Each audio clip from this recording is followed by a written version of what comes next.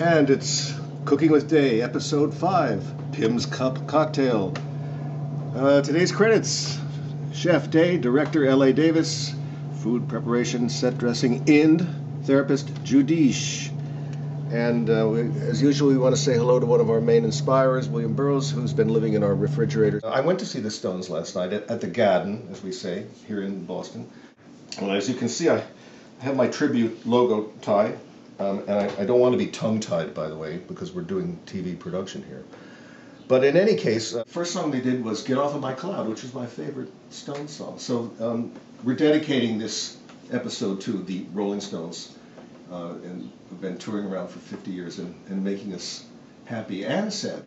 It's a rainy day here as we doing this show, but as I said, Pim's number one is really a summer cocktail. In England, it's associated with village cricket and Wimbledon tennis and getting loaded at the end of the day and Ralph Vaughan Williams landscapes and cathedrals by Constable and the entire very British thing. So and we all have English grandmothers and things like that. So the ingredients are: you need a good glass like this. You need a Tiffany ice bucket with ice. Pim's number one.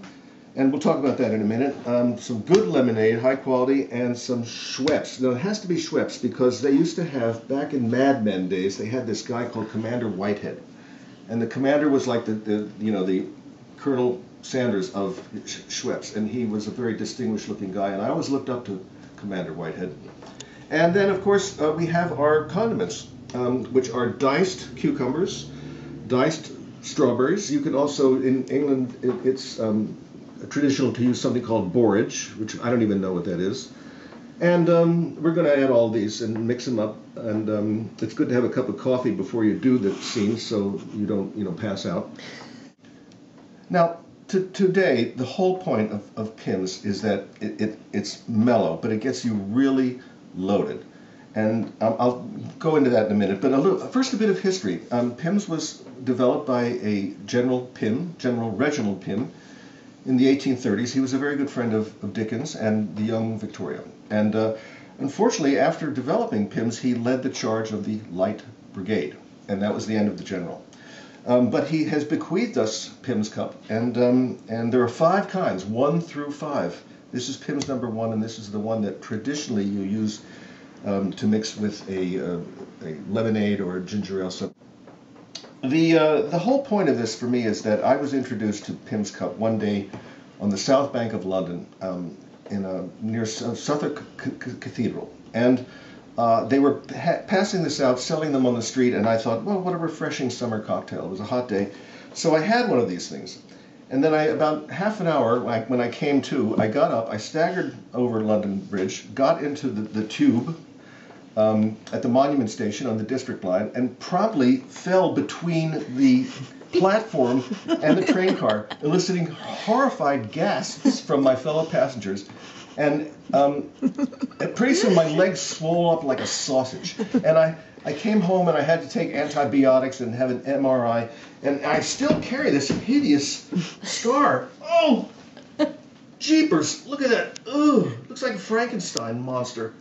Anyway, that's probably more than anyone wants to see. I don't know if that's going to make it into the final cut of episode 5. Okay, well, this recipe that we're following calls for 1.5 ounces of the old Pim. First, we better load up our tumbler here. That's not like a modern media thing. It's like a little name for a glass. And like that. That's about right. That's good. And then we're going to, I don't know why the production crew is giggling, for God's sake. This is, we're trying to make some money here with this. Next, sorry. This is a little confusing, but next we're going to schlep this beautiful diced strawberries, and believe it or not, diced cucumbers. And like that, that goes in there. That's too good. Too good. And now, I think we're good to go. And so, calls for 1.5 ounces. So, but I don't think we have to be niggardly about this. as they say. Probably going to kill the show, by the way. And now, okay, so we're off the air, Day. So anyway, here we go. A little bit of Schweppes and a little bit of lemonade. Dell's lemonade, by the way, which is a very good, very high quality brand. Look at that fizz. Look at that Waka Flocka fizz. That does look good. Yeah. And boing. And our set designer, India, went out and picked a sprig of fresh mint from our garden. And if we can find a knife, scene 8 is almost complete. There we go. Plonk that in there. And boing. Top it off with a little bit more of the ginger ale, I think. And you behold Pimm's #1 summer cocktail. As English as footy or Yorkshire pudding or picking your nose. And here's to the Rolling Stones and to our production crew.